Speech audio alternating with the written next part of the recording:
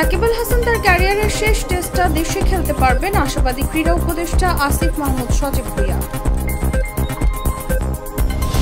অনুশীলনের সময় কাঁধে গুরুতর আঘাত পেয়েছেন বাংলাদেশি বংশোদ্ভূত লেস্টার সিটির মিডফিল্ডার হামজা চৌধুরী।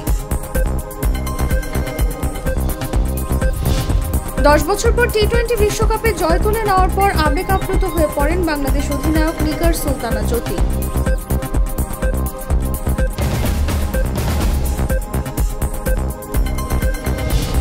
পাকিস্তানের কিংবদন্তি লেগ স্পিনার আব্দুল কাদিরের পুত্র ওসমান কাদির বাবাকে ধন্যবাদ জানিয়ে আন্তর্জাতিক ক্রিকেট থেকে অবসর নিয়েছেন।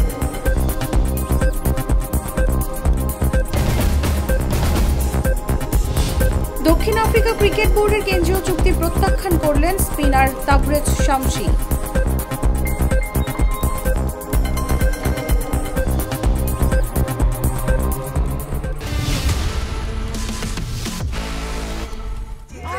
ট্রেন 2 ঘন্টা 33 মিনিট, 3 ঘন্টা 33 মিনিট। শোনেন, আপনি একটা ডিস্টার্ব। আরো 4 ঘন্টা 33 মিনিট, আরো 4 ঘন্টা, এটা কোনো কথা?